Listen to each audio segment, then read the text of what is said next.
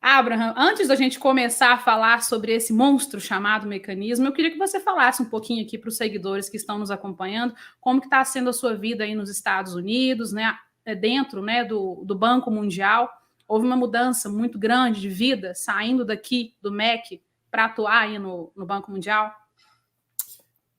Sim, a mudança de vida. Antes de eu entrar, eu me aproximei, resolvi me aproximar do presidente Bolsonaro, eu reuni a família e falei, ó, a vida vai mudar, seja por bem ou por mal. Ou o papai participa e tenta ajudar,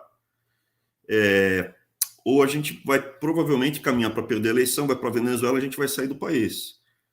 E eu até levei eles para as férias em julho e falei, ó, essa provavelmente é a última vez que a gente vai ficar de férias morando na nossa casa, em São Paulo, porque ou a gente vai para Brasília ou vai para fora do país. O que eu não podia imaginar é que com a vitória do presidente Bolsonaro eu ia ter que sair do país. Isso era uma surpresa para mim. Mas, assim, foi uma mudança, a gente saiu, as crianças saíram de casa, mas, assim, a vida nossa é boa comparada com a imensa maioria das pessoas, a gente não pode se queixar. Houve um desconforto, o que mais me incomodou foi a ameaça física às crianças e à minha esposa. Isso foi o que mais me incomodou de todo o processo, que eu não podia imaginar que eu ia me tornar uma pessoa conhecida, eu me via como um técnico, e um técnico em tese, no Brasil, ainda não corre risco de vida, ameaça, esse tipo de coisa. Então, eu entrei no jogo despreparado para o que ia acontecer, porque eu virei ministro, e é uma pessoa conhecida pelo meu jeitinho, e o resto é história. Tá? Mas isso daí está sendo corrigido, agora eles estão em segurança, vão para a escola pública, vão a pé, os três, estão bem. Graças a Deus. Capituzinha morreu, né? Mas já estava velhinha, já estava com quase 13 anos, para boxer é muito velho, então tá tudo bem. E não só como ministro, né? Mas você atuou desde lá do início no governo de transição e foi também, chegou a escrever também, né, o plano de governo. Então você teve uma atuação, desse computador, né? Aqui, ó, do computador que eu estou falando. Foi uma atuação muito para além do MEC, né?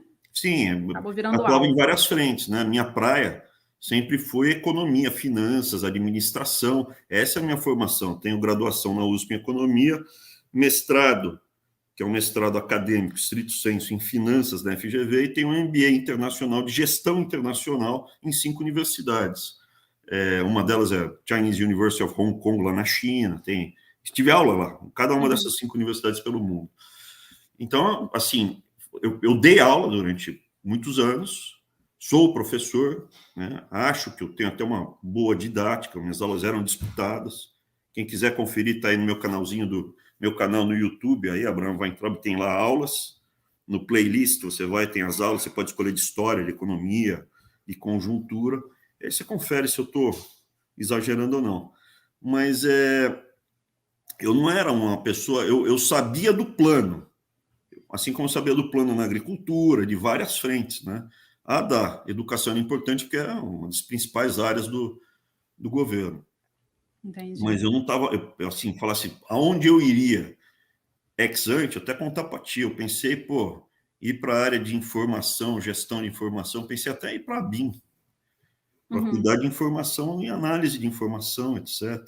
Mas aí a gente descobriu que a BIM está muito complicado. Você ali desde o início era uma espécie de peça coringa, né, Abraham? Era uma peça coringa, eu me via assim. Eu me via. A minha preocupação realmente continua sendo. Você fala assim: para onde você vai? Vai ser governador? Vai ser senador? Vai ser. Assim, o importante é a gente ganhar o jogo, não perder o país, esse é o mais importante, sem ser bobo. Né? Sim, com certeza. Não, vamos então agora apoiar aqui o não sei quem para ser o próximo governador aqui, que vai ser importante, vamos apoiar aqui, sei lá, o Kassab. Não, Kassab não, gente. Kassab não, mas é importante aqui para não. Então, eu me vejo ainda como um coringa. O pessoal fala, ele tem um jeitão mais, tem que ir para o Congresso porque ele é mais combativo e vai discutir lá no Congresso e ele não é tanto gestor. Eu vejo justamente o oposto, eu não sou político. Por isso até que tanta gente acabou gostando de mim, porque eu falo na lata as coisas e vou para cima, não tem acordo. Sim. Se eu tiver certo, ou você me derruba ou eu derrubo você. Eu sou gestor, eu sou um executivo com mais de 20 anos de experiência em gestão, com a formação acadêmica em gestão sólida e que era muito bem pago para fazer gestão de grandes projetos. Entendi. Pessoal, você que está aí nos acompanhando, o canal desta jornalista anda parado há muito tempo porque eu tenho gêmeas pequenininhas. Então, vou pedir para você me ajudar para a gente ter mais alcance. Compartilhe essa live, dê aqui o seu like, porque o conteúdo que a gente vai apresentar aqui é importante e a ideia é justamente trazer, né, ao conhecimento que a gente vai falar aqui do maior número de pessoas possível. Abraham, vamos então falar a respeito do tal do monstro que eu introduzi aqui para o pessoal. Sim. Você esteve cara a cara com este monstro e ele tentou te morder. Essa é a visão que eu tenho. Chegou até a pegar as penas. Quando eu estava saindo de avião, chegou já a pegar um pouco. Chegou, quase, né? Te mordeu ali no calcanhar. Chegou a morder o bumbum. Vamos falar então. Primeiro vamos falar para o pessoal. A barra da calça, não foi o bumbum, mordeu a barra Pegou da calça. A barra da calça. O que é o establishment? Eu trouxe aqui uma pequena definição para a gente introduzir. Grupo sociopolítico que exerce a sua autoridade, controle ou influência, defendendo os seus privilégios, ordem estabelecida, sistema. Então, assim está sendo aqui nomeado o tal do establishment. Fala um pouquinho para a gente como que foi esse seu encontro com o establishment e como ele afetou a sua vida. Então, eu tinha ciência, eu fui tomando conhecimento do mecanismo, né? Eu não gosto do establishment, porque a gente associa muito establishment à alta cúpula do funcionalismo público, vai. E não é isso.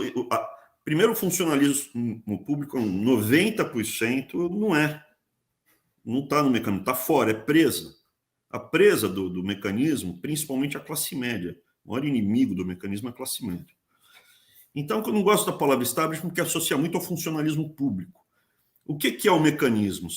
Eu até falo lá no YouTube, são 3 peças de uma engrenagem que foram sendo montadas, principalmente com o golpe, a partir do golpe do Deodoro da Fonseca.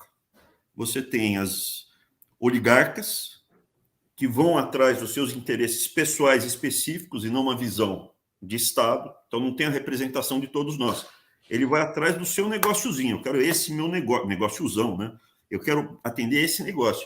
Então, a República Velha é extremamente prejudicial porque ela segura a industrialização do Brasil muito tempo, porque os oligarcas eram todos agricultores, pecuaristas, né? Então, essa é uma primeira peça da engrenagem. A segunda peça da engrenagem, que é muito importante, é a parte da ideologia, mas é uma ideologia totalitária. O que é a ideologia totalitária? Quem decide sou eu sou inteligente, você é um imbecil. Nós todos somos imbecis, né? No Brasil todo, todos nós somos imbecis. E nós temos que obedecer o grande líder, o grande Führer, o grande magnânimo, que não é um rei. Né? O rei constitucional, ele é mais um cidadão. Né? Ele está lá e tem que obedecer às leis. O grande Führer, o grande líder, ele decide tudo para nós. O que a gente vai usar, o que a gente vai, onde vai trabalhar, o que nós vamos fazer. Nós somos servos ou escravos. Esse grande Führer, esse grande líder, ou grupo de intelectuais, estão respaldados desde lá atrás, na época do Sócrates, né? Ele tem essa visão. O sábio vai decidir o que vai fazer. Essa disputa do Aristóteles com o Sócrates, né? Eu sempre vejo um pouco isso. Mas, voltando, você tem, no positivismo, o primeiro movimento no Brasil de fazer uma engenharia social. O que é o positivismo? Você tem lá o Durkheim, o Auguste Comte,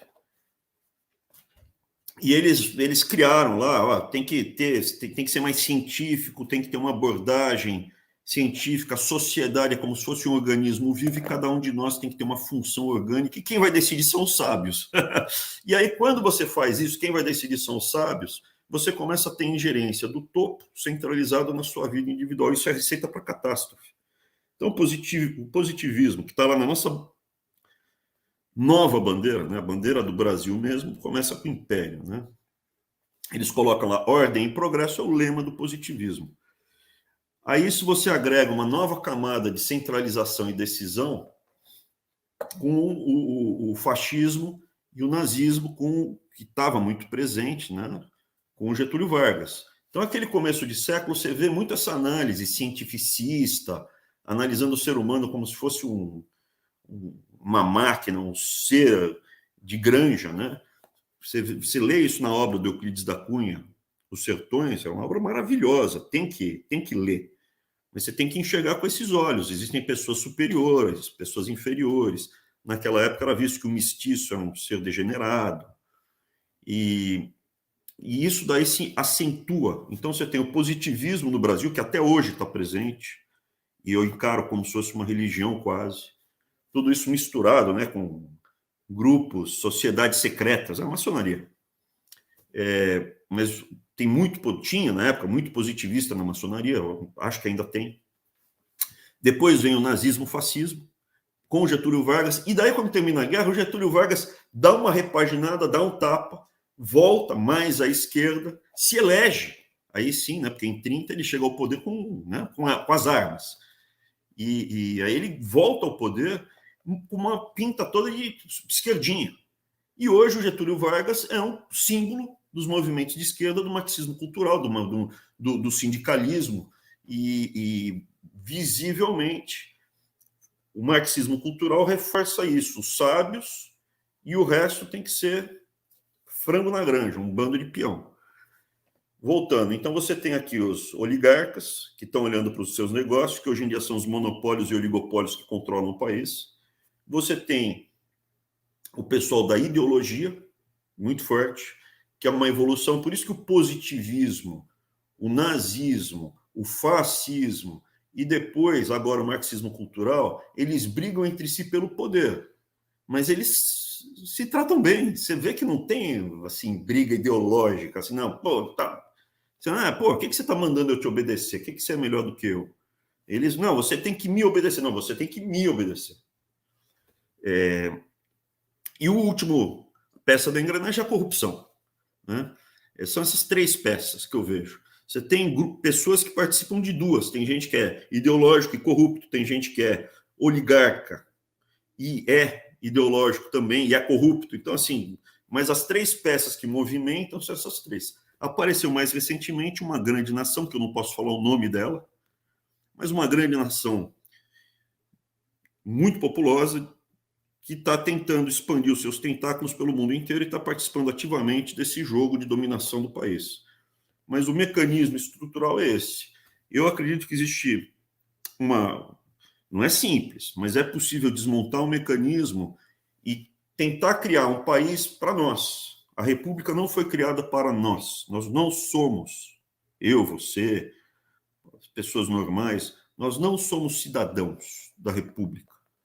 A República foi criada para quem manda, para quem vota, para quem decide. Quem decide são os oligarcas, é o pessoal, a alta burocracia que está lá se perpetuando há gerações no poder, né? E o pessoal agora da ideologia que entrou mais recentemente. Esses são, como é que o pessoal fala? Sociedade civil organizada. Então é alta burocracia, sociedade civil organizada, oligarcas, pessoal da corrupção. Se você é um corrupto bem grandão, você também decide. Uma coisa aí que você falou me chamou a atenção. Quem decide hoje, uma pequena parcela, né? São esses oligarcas. Eu posso dizer, então, que nós temos uma espécie de democracia de mentirinha? Com certeza.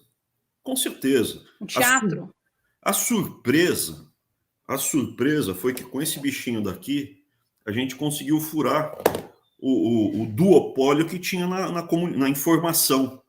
Você tinha duas famílias que controlavam a informação no Brasil. Você tinha a família Frias com a Folha e a família Marinho com a Rede Globo. As duas controlavam aí o fluxo de informações. Isso é uma matéria, você vai escrever e tal. Para divulgar mesmo, elas deviam controlar no ápice delas 90% do fluxo de informação. Aí entrava os Mesquita com um pouquinho, entrava lá o pessoal da Bandeirantes, mais um pouquinho, mas muito pouco. Se você fosse jornalista para soltar uma matéria e pegar o Brasil todo e espalhar, era a Rede Globo e Folha, assim, com... E eles se davam muito bem, né? A família Marinho, a família Frias, tanto é que fizeram o jornal O Valor juntos, né? Eram sócios. O que quebrou isso aí, foi uma surpresa para eles, foi isso aqui. Eles tentaram recriar novamente essa estratégia, tentando lançar nomes aí, Luciano Huck, fazer Só que não deu certo. No passado, eles faziam presidente em vários casos. Agora vamos de Lula, agora vamos de Collor, agora vamos tentar o Ciro. Não, o Ciro é muito grosseiro. Não dá para ser o Ciro. Agora vamos. Eles escolhiam quem ia estar no topo das instituições. Dizem as más línguas, não sei, eu não tenho certeza, eu não tenho provas, que muitos juízes do STF iam lá almoçar e beijar a mão dos Marinha, antes de serem indicados. Ou seja, nós estamos... eu não sei quem aí já assistiu um filme que chama Show de Truman, o Show da Vida, ou The Truman Show. Um show de horror. Final, nós estamos num show de horror. No Show de Truman, ele vive uma vida de mentirinha, ele tudo é teatro, né? Até as pessoas que estão ali, até na padaria, todo mundo que anda na rua, são todos atores. E o Truman, que é o personagem principal, é o enganado ali, ele acha que tá tudo lindo. De manhã ele vai pro trabalho, ele sorri pro padeiro, dá um tchauzinho ali pro taxista, e aí no finalzinho do filme ele descobre que aquilo não passou de algo montado, né? Ele estava dentro de um reality e as pessoas acompanhavam a vida dele desde o início. As pessoas assistiam, né? Aquele teatrinho. O brasileiro, creio, neste contexto que a gente está vivendo, eu acho que está acontecendo um despertar, as pessoas estão começando a perceber. Eu imagino que quem está ali mais atento, quem tomou a red pill, como a gente diz, né? Está percebendo, opa, peraí, tem alguma coisa errada, tem alguém controlando isso e não sou eu. Alguém está controlando a minha vida e não sou eu. Quando eu trabalhava no mercado financeiro, entrei família classe média, nada demais, como todo mundo. Eu entrei no mercado financeiro, economista, virei economista-chefe, comecei a entrar no acesso a informações, numa época que você tinha esse controle. Então era a gente eu ia para Brasília, conversava, via as coisas, a gente pagava consultor, eles explicavam, tá? E você começava a constatar. Você ficava sabendo de eventos que não apareciam no noticiário. O mercado financeiro, às vezes, pegava fogo, estava tudo saindo no noticiário, o carro novo dos bombeiros, resgatando gatinho, tudo tranquilo. Aí eu chegava, jovem, 20 e poucos anos, falava, olha, para os meus pais, para a Dani, minha esposa, na época namorada, o que está saindo na televisão não é a verdade. Assim, tá pegando fogo, eles passando gatinho no corpo de bombeiro, não sei o que lá, tal. Esse filtro, eu descobri que havia antes, mas ele só se tornou público para todo mundo com esse bichinho daqui. Porque agora a gente baixa um vídeo e vê, não, olha que safado, tá aqui, não tem como a Rede Globo dar uma filtrada. A Rede Globo pegou lá um trecho falando, eu tenho ódio de tal e tal, só que mostra só aquele trechinho, não mostra a frase toda. Aí, se você pegar o vídeo todo, você vai ver justamente que eu não sou racista, eu sou contra quem quer nos dividir em cores e povos. Eu falo, só tem um povo no Brasil e todo mundo é igual. Então, assim, a Rede Globo durante muito tempo manipulou, ela tinha muito peso. Depois a família Frias da Folha também. Depois o Estadão, eu acho que era mais independente. Eu li Estadão antigamente, hoje em dia está pior do que a Folha, se bobear. Então, assim, isso daqui democratizou muito demais, e libertou a gente. O que me chocou em Brasília é ver, de fato, a engrenagem funcionando. Porque eu ia a esse restaurante, comia nesse restaurante, que era Brasília, durante muito tempo. 25 anos eu ia para Brasília com regularidade, para entender o que estava acontecendo, porque isso afeta a economia, mercados. Sim. Eu não interferia, eu era apenas um observador. Mas uma vez constatada a direção, eu voltava, fazia a minha análise, minha estratégia, e a gente se posicionava. É diferente você ir a um restaurante durante 25 anos de trabalhar 1 ano na cozinha, ou 2 anos. Eu trabalhei 2 anos na cozinha. Eu trabalhei na cozinha, eu vi como é feita a comida que chega à mesa dos clientes. Não é boa. A forma como é feita a comida é muito pior do que você pode imaginar. Você está num restaurante, a comida chega meio fedida, você vai ao banheiro, o banheiro está todo emporcalhado, putz, você fala assim, a cozinha deve estar meio suja. Não. A cozinha, você não faz ideia do que tem na cozinha. Te chocou, né? Quando você chegou lá. O fatídico vídeo da reunião ministerial, em que você falou que precisava ser falado, falou que todo mundo pensa. Falei para os ministros, eu não estava falando para fora, eu estava falando para as pessoas ali em volta. Mas eu estou falando assim, de fato, não estava falando para todo mundo, mas falando o que todo mundo pensa. né, naquele momento. Eu faria um parênteses, porque assim, tem um cara chamado Rubens Recupero, que é um ministro tucano, foi ministro da Economia muitos anos atrás. E ele foi pego falando... Por que eu estou falando dele? Porque ele veio me perseguir aqui, mobilizou. Então, eu queria compartilhar o que eu acho desse cara. Eu considero ele, o comportamento que ele teve comigo, de velhaco. Ele é velho e se comportou, pelo menos comigo, eu achei que foi como velhaco. Mas ele teve um comportamento exatamente esse, né? Ele estava conversando com um amiguinho dele, repórter, não viu que estava sendo filmado e transmitindo, e foi a primeira vez que o ministro estava sendo filmado sem saber e falou que ele tinha vontade de falar. O que era? Ele estava se vangloriando, eu não tenho escrúpulos, eu não tenho escrúpulos. Estava se vangloriando e não tem escrúpulos. Eu acho que o que chocou é descobrir que a imensa maioria dos brasileiros, que eu acho que é que nem eu, que não é malandro, que tem escrúpulos, eu tenho escrúpulos, eu tenho valores, eu não tenho preço, né? Que diante de um cenário fechado, ele se revolta com coisas erradas e vai para cima. Como eu acredito, se eu não acreditar nisso, o meu lugar não é no Brasil. Eu acho que pelo menos 70% dos brasileiros é como eu. E depois tem uns 20, talvez não seja 70, mas pelo menos metade dos brasileiros é como eu. Depois tem uns 30, 40 que é beleza, vamos que vamos. Para onde o sol bater, eu vou. E aí tem uns 10% de gente muito errada no Brasil. O problema é que a gente deixa esses 10% à vontade, não tem punição nenhuma por furar a fila, roubar, mentir. Uhum. O dia que a gente realmente começar a punir para valer, nós ficamos livres das grades e eles vão para trás das grades, quem se comporta mal. Eu sou um otimista.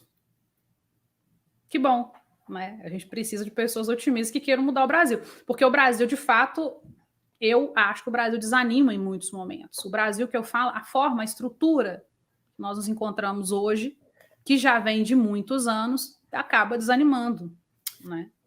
Mas, eu fico otimista pelo seguinte, eu acho que é a primeira vez que tem um grupo grande de pessoas que começa a se mobilizar com um diagnóstico correto e uma estratégia factível para desmontar esse mecanismo que foi criado desde 1889. Primeiro com o golpe da República, depois República Café com Leite, então os milicos positivistas, não foram todos os militares envolvidos, depois veio Café com Leite. Eu falo um pouco disso no meu canal, eu tô dando aulas de história justamente para explicar para as pessoas como surgiu essa peste. Não para falar o futuro depende do passado, não. O passado serve para explicar como a gente chegou até aqui, mas aí conhecendo bem nós mesmos, né? Conhece a ti mesmo. Então a gente tem que se conhecer. Como a gente se conhece? Vendo o nosso passado e vendo como a gente chegou até aqui. Então o Brasil era a nação mais estável, com as instituições mais fortes, mais democráticas da América Latina inteira, mas disparado. Reconhecido por todo mundo. Na Europa, nos Estados Unidos, todo mundo olhava para o Brasil e falava, tem os problemas, tem escravidão, que a família real queria acabar, Dom Pedro I, II, os oligarcas eram contra. Como não era um regime absolutista, tinha que ser negociado, passar no Congresso e seguindo. Mas era muito estável, era muito sólido. E havia a característica do poder moderador. O imperador só punha a mão, não, espera aqui, o judiciário não está legal, vamos tirar aqui esse pessoal, não, tá... O judiciário tem que prender os ladrões do legislativo. Se o judiciário prender ladrão do legislativo, está resolvido o problema, porque é impossível você não escolher mal uma pessoa de vez em quando. Estou falando como um gestor de grandes times. Vou contratar, eu não conseguiria ter mais do que 12 pessoas, gestores, né? Eu era um gestor de gestores. Então eu não consigo ter mais de 12 diretores debaixo da minha supervisão direta. O máximo que eu consigo tocar 12, 10. Tocar direito 10. Não dá para ter mais do que isso, né? Que seria um número de ministérios. Você não pode ter 40 ministérios. Tem que ter um número que você consiga tocar, de fato. Senão tem que ser alguém tocando o cara, né? Você tem que ter reuniões periódicas, saber o que está acontecendo. Você pode trazer o time para conversar. Pelo menos esse é o meu jeito, né? Que tava, inclusive a redução dos ministérios. Eu estava diretamente envolvido na redução dos ministérios. Aí o que acontece? Só para não perder a linha, o raciocínio geral. O gestor de gestores. Você tinha um império. O imperador não era um executivo. Ele só punha a mão na massa quando tinha problema. Hoje nós temos um problema, lógico que temos. Se eu tiver que contratar 12 diretores, agora, eu tenho certeza que eu vou contratar, assim, se eu for muito bom, eu vou contratar 5 que vão performar, vão ter uma performance melhor do que eu esperava, ou talvez igual ou melhor. Vão ter uns 3 que eu vou ter que dar a mão para dar uma empurrada, 4, e vai ter uns 3 que eu vou ter que trocar. Aconteceu isso no MEC. O que é a diferença? Você erra, Bruno? Eu erro muito, porque eu faço muito. Eu não insisto no erro, isso você aprende no mercado financeiro.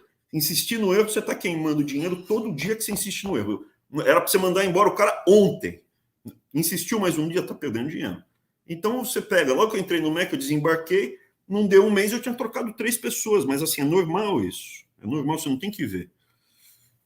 Então, quando a gente vai escolher nossos representantes políticos que vão lá para o Congresso, é óbvio que uma parte é gente errada, principalmente com as regras que estão aí, do jeito que elas foram formuladas, com a concentração de poder na mão dos caciques dos partidos, a gente está fadado a eleger gente ruim.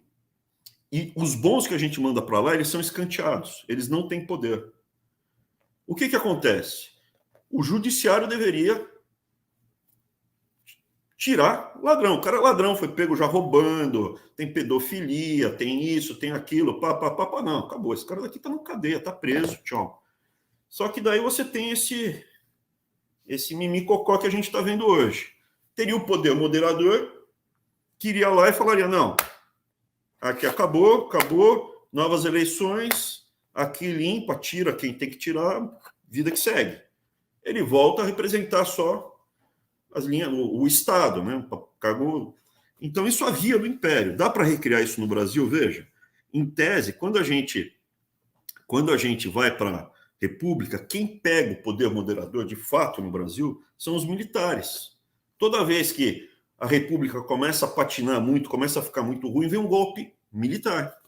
Não foi uma vez que a gente teve golpe militar, a gente teve vários golpes militares, nós tivemos várias tentativas de golpe militar. Então, nós temos um poder moderador institucional, até temos, está escrito lá que as Forças Armadas podem intervir, está escrito na Constituição, é o poder moderador, está lá ainda. Só que não funciona bem. Por que não funciona bem? Pela quantidade de golpe de militar que a gente teve na história da República, pô. Do jeito que está, não está bom. Qual a razão? Eu acho que tem muito de positivismo. Hoje, nas Forças Armadas, o que eu senti, tem muito general que realmente, corretamente, não quer se meter na política. Muito general fala, não, nosso papel não é nos envolver. E hoje eu tenho a convicção total, não tem que pôr a mão. Só se tiver tendo tiro na rua. Porque pôs a mão vai aparecer o quê? Aparece todo mundo. Aparece gente bem intencionada, generais bem intencionados, que eu conheci muitos, e aparece general mal intencionado. General é como dentista, é como mecânico. Tem mecânico honesto, tem mecânico desonesto. Então, eu acredito que o Brasil tinha um formato que permitiu ao país permanecer unido, não virou um bando de republiquetos, sei lá, 8 republiquetos, não, ficou um país só, mais estável, com um império que tinha um poder moderador. Aí veio, infelizmente, o golpe do Deodoro da Fonseca, que eu não acho que foi, porque ele era chifrado, estava de piriri, eu acho que era uma pessoa mal intencionada, muito vaidosa, e que passou, sim, pela cabeça dele ser o dono do país, o ditador, que, enfim, lá no curso de História eu falo mais dele. É algo, então, você, né, trazendo todo esse contexto para a gente, é algo que vem desde de lá, então, né? Daí vem só, vou acelerar, vem o Getúlio, acelera isso, daí vem o regime militar, aí vem a Nova República. A Nova República é um período onde o marxismo cultural está ali muito bem defendido na Constituição de 88. Não são os nossos valores de brasileiros, classe média, que estão lá na Constituição de 88. Exato. São valores do marxismo cultural, de um bando de intelectualoides de esquerda que estão lá muito bem representados. Eles conseguiram ganhar o jogo. Como eles ganham o jogo, eu tenho que contar, deve ser uma conversa muito longa, porque eles têm Sim. técnica de ganhar o jogo, né? A gente vê que, você citando essa questão, né, da Constituição, marxismo ali dentro mesmo, você consegue perceber isso dentro da Constituição, e mesmo assim, essa Constituição falida, que é uma coxa de retalho hoje, ela não é seguida. Ela ainda Já é tem um uma Constituição freio para a ruim, né? próxima etapa. Era isso que eu ia comentar. Uhum. O que a gente está vendo hoje? A Constituição. Então, são as etapas que a gente vê na história da República. A Constituição de 88 ela foi feita para levar o Brasil até um ponto. Nós passamos desse ponto na estratégia deles de condução. Por isso que ela está hoje sendo um freio no movimento totalitário. Por isso que ela está sendo desrespeitada pelas pessoas que defendiam e criaram a mesma lá atrás. Eles já chegaram no ponto que eles queriam, que é, a partir de 88, você intensifica com os oligarcas a Constituição, principalmente com o Fernando Henrique, e aí com o PT, escracha, né? Porque daí vira os campeões nacionais. Estamos fazendo mesmo, e aí a gente vai dar um nome bonito que é campeões nacionais. E se eles forem pegos roubando, pode roubar porque está criando emprego. É assim, a piada pronta. Piada porque é trágico, né? Enfim. E aí o que acontece? Você tem essas famílias, que são poucas, que estão, a maioria delas, aparece de vez em quando família nova, sim, mas quando você começa a cavar, você vê que são gerações. Você começa a cavar as famílias que controlam esses monopólios, oligopólios, estão ali, ó, desde a República, desde 1889, estão lá. Tem os monopólios, você tem a ideologia que eu já falei, que é basicamente concentração de poder econômico e político no topo. É isso que é. Todas essas ideologias que eu descrevi, elas concentram conhecimento, poder econômico, poder político, poder no topo, num grupo pequeno de pessoas. Não é o que o Aristóteles falava, uma democracia, onde você tem uma grande classe média.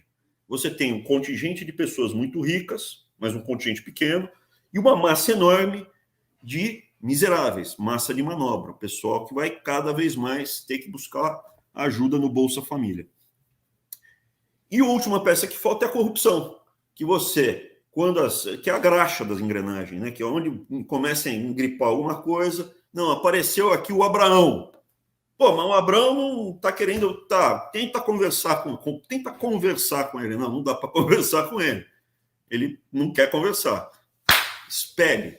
Mas a maior parte das pessoas ou cai fora quieto, porque não quer ser moída pelo mecanismo. A verdade é essa. Pouca gente consegue ver. Das poucas pessoas que conseguem ver, aqui o mecanismo, eu descrevi consigo ver o Neo. Olha o Neo aqui, ele consegue ver a Matrix. Aí precisa ter o cara que tem coragem de falar, não, aqui, ó, isso daqui é pilantra.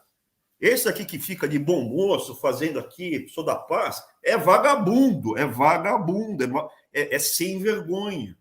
Esse daqui que fala que está fazendo tudo pelo social, tem um monopólio, tem teta, tem dinheiro que ganhou sem trabalhar. É pilantra dos monopólios, oligopólios, que depois faz festa benemerente.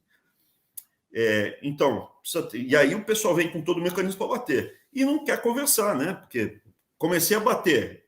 Quer algum? Não dá nem para oferecer. Não dá. Então é isso, gente. O negócio Quero para cima de mim e do meu irmão. Por isso, se você for enfrentar de fato o mecanismo, assim, de frente, em vez de tentar acomodar tal, o mecanismo vai te expelir. Não estou falando que o meu jeito é o único jeito que existe para desmontar o mecanismo. De repente, conversando, tentando buscar que eles talvez consiga. E uma coisa que me chamou... possível. Uhum. Uma coisa que me chamou a atenção é que, enquanto você estava no MEC, uma das pessoas que apresentou um pedido de impeachment foi a Tabata Amaral, queridinha dos globalistas. Eu não tenho nada contra ela pessoalmente. Não gosto dela, não votaria nela. Acho que as pessoas deveriam tentar ganhar o dinheiro trabalhando, tentando uma agenda positiva, concreta, né? Não tenho pena. Acho que ela está fazendo errado. Mas ela é uma pessoa que viu uma oportunidade de entrar numa estrutura que a recompensou muito bem. Né? Porque a Tabata, ela é a conhece, cara do globalismo, né? Porque para quem não conhece, ela foi selecionada para ser uma das heroínas, porque ela tem origem pobre, uma história triste. Todos nós temos uma história triste. Todos nós temos história triste para contar.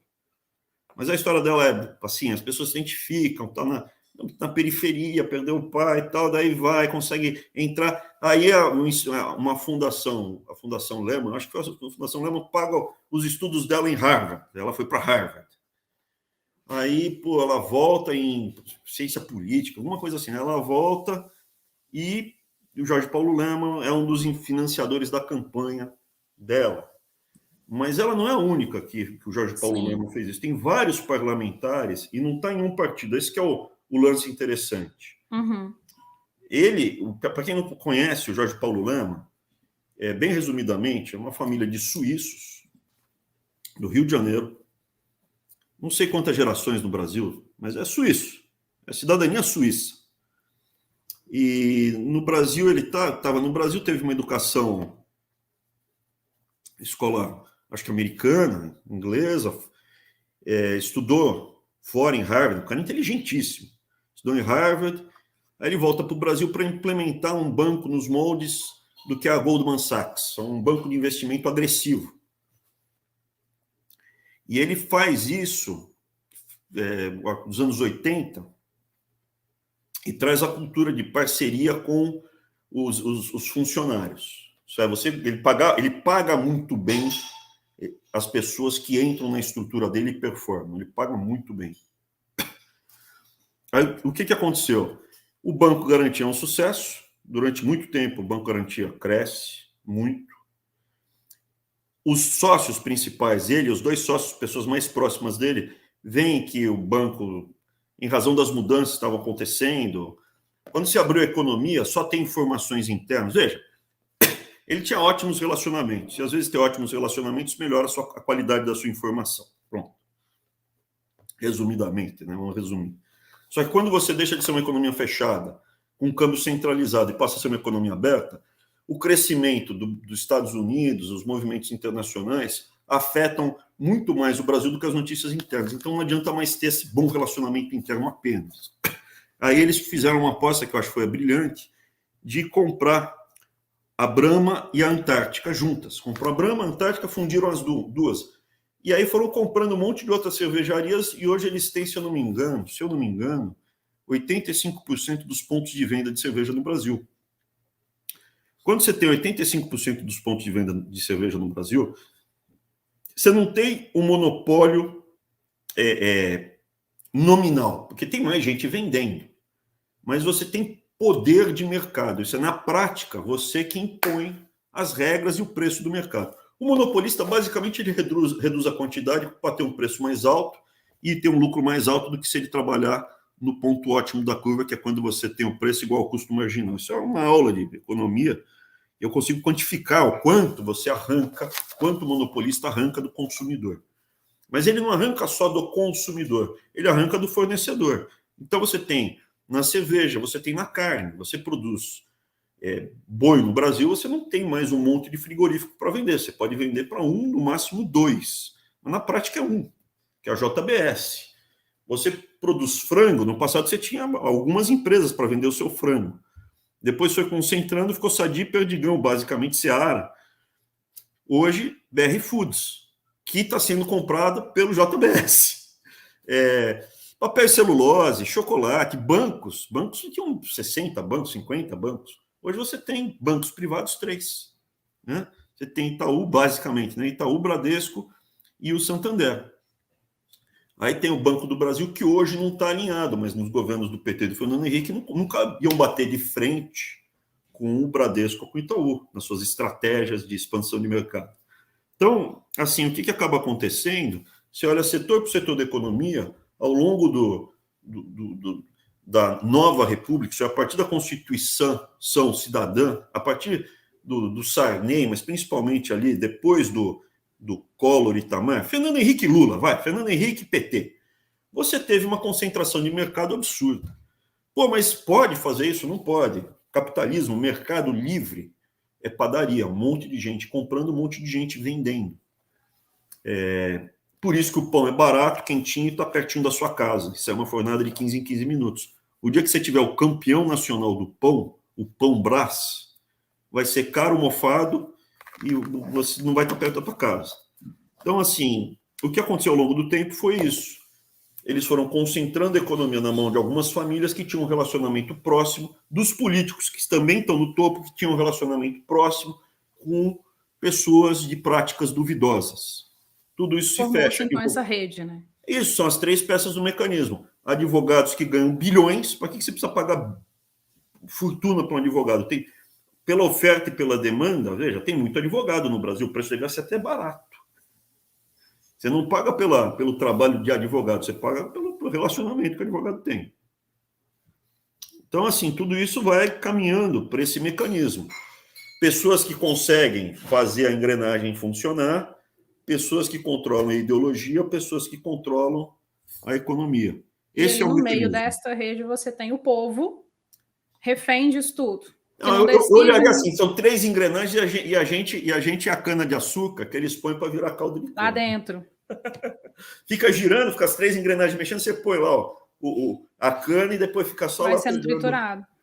E aí, Abraham, todo esse contexto medonho da gente constatar, o próprio professor Olavo de Carvalho fala muito sobre isso, a dificuldade, né, que as pessoas têm de encarar o mal e perceber o mal da forma como ele é. Então, muitas vezes, a pessoa tende a, não é tão ruim assim, porque eu estou inserido, eu não sei o que fazer, eu não sei qual é a solução para isso, então a minha tendência é negar que aquilo seja tão ruim assim. Então, olha, está acontecendo tal coisa, mas pelo menos não está acontecendo essa outra. Aí eu vou falar uma coisa para você, eu estou falando só da parte, eu tenho a minha razão e eu tenho a minha fé. Eu luto com as minhas 2 armas. Eu só estou apresentando aqui a razão. O mal absoluto, quando a gente começa a falar do mal, e ele existe, porque eu tenho a minha fé, eu sou uma pessoa de fé. Eu acredito em Deus, eu acredito no bem, mas eu acho que existe o mal também. E sou uma pessoa muito cética a teorias da conspiração. Eu não acreditava que havia Foro de São Paulo, por exemplo. Quando eu comecei a ler do Foro de São Paulo, não pode.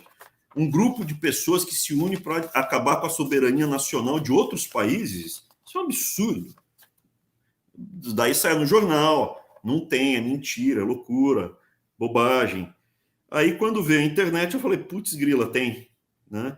Você vê como a gente mesmo, desculpa, é o meu anjo da guarda me ligando aqui, deixa eu ver. Tem e está em já o meu anjo da guarda falou o seguinte, deixa eu terminar porque depois eu esqueço. Mas eu acredito no mal também. Eu acredito no mal.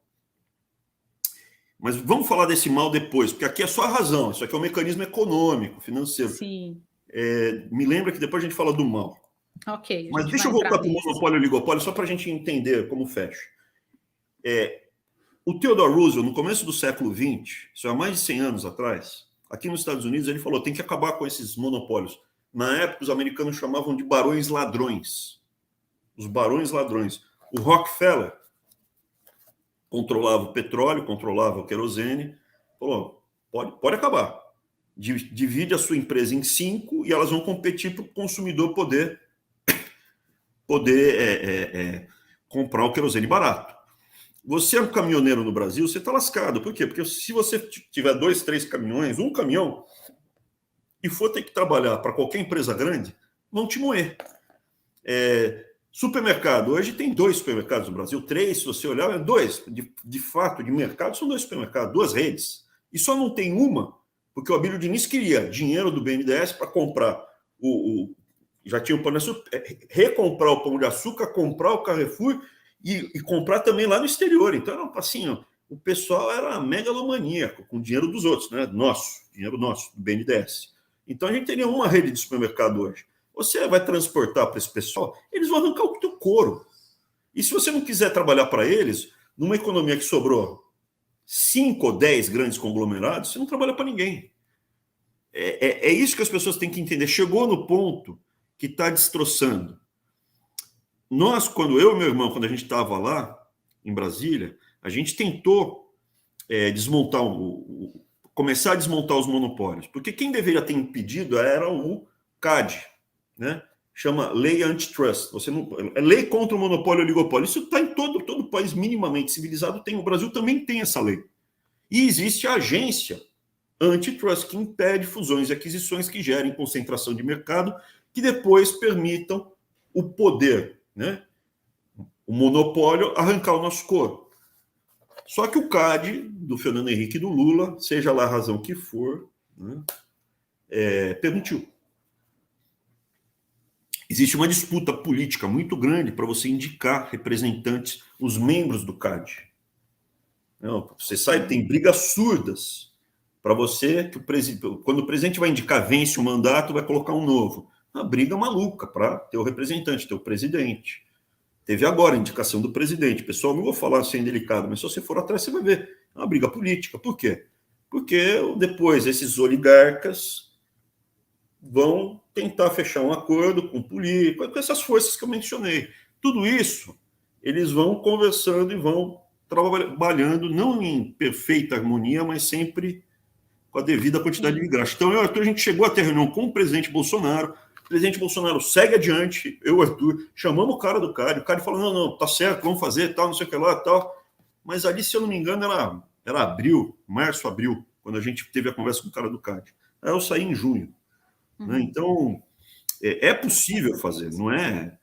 É só colocar as regras que já existem. O judiciário, se prender o pessoal do legislativo que é ladrão, é o brasileiro que vota errado. Não, todo mundo vota errado. Só que quando o cara rouba em outro país, que é civilizado, o judiciário vai lá e prende o cara, pô. Aqui não. Aqui para a investigação. Pegaram uma conta. O governo suíço pegou, tem uma conta aqui de um tal de José Serra. Uma única conta dele tinha 60 milhões de dólares. Entra aí, procura na internet. 60 milhões de dólares. Dizem que ele chegou a pedir de joelhos para o cara não divulgar a conta que foi descoberta de 60 milhões de dólares. Só que não precisava nem ter ficado tão desesperado, porque na semana seguinte o STF mandou parar a investigação. Não pode mais falar nada a respeito. Uma única pessoa, 60 milhões de dólares na Suíça, conta ilegal. Então, assim, é isso que acontece. Num país que funciona, o judiciário, o legislativo, o executivo, o judiciário, quando vê, quando não funciona, que é o caso. Por que tem um poder moderador no Brasil? Porque o Brasil não era um país, assim, Dinamarca, Estados Unidos, Canadá. Aqui nos Estados Unidos também teve muito problema, é que o pessoal brigou muito e conseguiu virar. Tinha um poder moderador, você tinha uma pessoa iluminada, que era o Dom Pedro II, que não era corrupto. E falava, não, agora pá, arrumou de novo, segue jogando o jogo, segue brincando. Então, de tempos em tempos, precisava ter alguém ali para regular a máquina, porque no nosso país não vai rolar sozinho. Aí tiraram o Pedro II e botaram as Forças Armadas no lugar, e daí, de tempos em tempos, quando o modelo vai estourar, explodir, isso é quando esse mecanismo simplesmente vai ruir, aí vem as Forças Armadas e toma de novo. Porque se explodir, não quer dizer que vai sobrar uma coisa boa. Se explodir, acabou o modelo antigo e pode ser que vire a ditadura do proletariado. Sabe pode que vem depois, né? Exato. Então, eu, como conservador, eu prefiro que nós evoluíssemos sem ruptura para um modelo estável aonde nós, né, classe média, fôssemos tratados como cidadãos, como os donos do Brasil. O Estado não está aí para que eu sirva o Estado. O Estado está aí para fazer a vida das nossas famílias, e todas as nossas famílias, melhor. Nós somos maioria, né? O povo brasileiro é majoritariamente conservador. Isso é fácil de ver. As famílias brasileiras não querem essas imposições dessas minorias que nós temos visto acontecer. Prova disso aqui é a questão do Burger King. Recentemente a gente viu a revolta da população. O Burger King é do Jorge Paulo Lema. Tá aí. O Burger King, porque o que acontece? Ele tinha um banco garantia. Ele escreveu um livro, para quem tiver interesse, ele conta a história dele, chama Sonho Grande. Eu li o livro, é bom. Evidentemente, ele está contando só as pingas que ele toma, né? Ele não conta os tombos e nem aonde ele tomou as pingas. Mas para vocês terem dimensão de como funciona, o Burger King é dele. A Fundação Paulo, a Fundação Lerma, que influencia diretamente a educação, é dele. Se você pegar todos pela educação e pega os sócios fundadores, vai estar lá o Debrecht, vai estar o Haddad, todos pela educação, eu costumava mandar no MEC, chega lá dando bica na porta, todos pela educação. Então, assim, quem é? São o Debrecht, família Haddad, Jorge Paulo Lema, um monte de banqueiros, família de banqueiros. Então, assim, quando você começa a ver... E o que estava por trás? Quando eu estava no MEC, eles estavam tentando criar um monopólio da educação, fazer uma grande, ou duas empresas grandes de ensino no Brasil. Só para voltar, o Jorge Paulo Lema tem o Burger King, ele tem as lojas americanas, tem esse projeto grande de ensino na área de ensino no Brasil. Nesse período de crise, expandiu bastante seus negócios, assim como várias outras famílias. Ele não é a única família, eu peguei mas, pô, estou sendo até injusto, eu podia falar de um monte de outras famílias. Os Batista, eles cresceram muito, não é uma família tradicional. O pai começa a se destacar, tinha um açougue simples, na época do Juscelino Kubitschek, quando constrói Brasília, ele consegue um contrato lá bacana para fornecer carne. E aí vai. E depois, com o PT e tal, não estou tirando o mérito que eles trabalharam duro. O Joesley, o Wesley, trabalharam duro. Mas não foi só com suor. Inteligência também? Também. Mas teve também ótimos relacionamentos, que está aí, né? Se estruturou ali, ficou cada vez mais forte, né? Que você pega, quem estava na presidência do grupo que foi chamado foi o Henrique Meirelles, que era do governo Michel Temer, que era o ministro do Michel Temer, que era presidente do Banco Central do Lula. Então você vê que era presidente do Bank Boston. Então você vê que é um grupinho, um clubinho que vão se tratando e se acomodando, e fechando e fazendo os negócios, e está cada vez concentrando mais. Só para voltar, então o Jorge Paulo Lema não é o único, eu estou falando nele mais, porque tem a Tabata, porque ele está com um projeto, eu acho, de fortes investimentos na área da educação para ter um grande campeão nacional da área do ensino. Complicado. Eu não tenho como afirmar isso, mas veja, ele está adquirindo muitas empresas na área do ensino no Brasil nesse período mais recente. Existe também pressões que daí não dele. Por exemplo, gráfica que vai imprimir o Enem é da família Frias, entendeu? Que é a dona da Folha. Por isso tá tudo ligado, né? A Folha, por exemplo, soltou uma matéria falando que o Enem digital não vai avançar, que tem que paralisar o Enem digital. Tá? Eles são parte interessada nisso. E por que não pode fazer uma gráfica normal? Porque o Enem é muito grande, tem que ter redundância, tem que ser uma gráfica muito grande. Tem 2 no país que podem fazer o Enem. Vamos fazer digital, que daí pulveriza isso, não tem problema. Não precisa, um dia você vai, marca, um dia vai lá, faz. Enfim, é muito lobby, é muita pressão. E você esteve ali no meio disso tudo, né? Eu só queria voltar para o Jorge Paulo Lema para vocês entenderem a dinâmica. O Jorge Paulo Lema acabou se tornando amigo do Fernando Henrique, FHC, ex-presidente da República. O Jorge Paulo Lema, por exemplo, ele tinha 2 pessoas muito próximas dele que trabalharam com o Fernando Henrique. O primeiro foi o Gustavo Franco. O Gustavo Franco, que sempre foi ligado ao PSDB, sempre muito próximo do PSDB, mas o pai do Gustavo Franco chegou a estagiar no Banco Garantia, no banco do Jorge Paulo Lema. O pai dele era sócio do Jorge Paulo Lema. O pai do Gustavo Franco era sócio do Jorge Paulo Lema. Aí outro cara era o Armínio Fraga, um barbudo carequinha que foi presidente do Banco Central. Armínio Fraga era economista-chefe do Banco Garantia, que é um cargo alto, é um cargo importante, é o que vê o cenário. Eu fui economista-chefe do Banco Votorantim. Ele era do Banco Garantia, mas não na mesma época, ele é mais velho que eu. O Armínio Fraga saiu do Garantia e foi trabalhar onde? Como diretor de mercados emergentes para o Jorge Soros. Então você vê a relação Jorge Paulo Lema, Jorge Soros, através do Armínio Fraga. Ele estava lá fora, aqui fora, né? Ele estava aqui nos Estados Unidos trabalhando para o Jorge Soros. Quando vem a desvalorização, Gustavo Franco é mandado embora. Esse é o Jorge Soros. O Armínio Fraga estava trabalhando para ele. Vem a desvalorização de 13 de janeiro de 99. O Gustavo Franco é mandado embora pouco antes da desvalorização. E o Fernando Henrique chama quem? Né? O outro cara ligado ao Jorge Paulo Lema, que é o Armínio Fraga. Vem de fora e vai ser o presidente do Banco Central do Brasil. Enfim, as informações todas que se obtém nesse período, se você tiver uma informação, vai ter a desvalorização no dia 13, não estou falando que teve esse vazamento, Mas se você tiver, você consegue fazer muito dinheiro. E se você fizer essas operações, que não é muito complexo, no exterior, com derivativos, com opções, você nunca vai pegar rastro.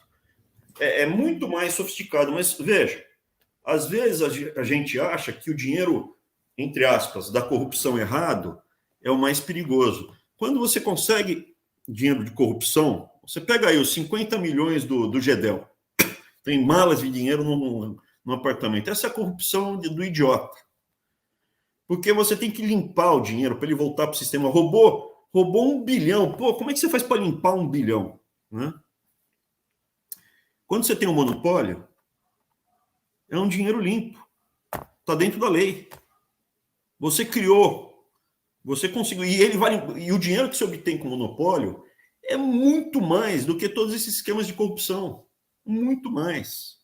O dinheiro 100% legal, a força que eles têm. Porque a hora que você tem monopólio de banco, monopólio de supermercado, monopólio, maravilha. Festa de final de ano.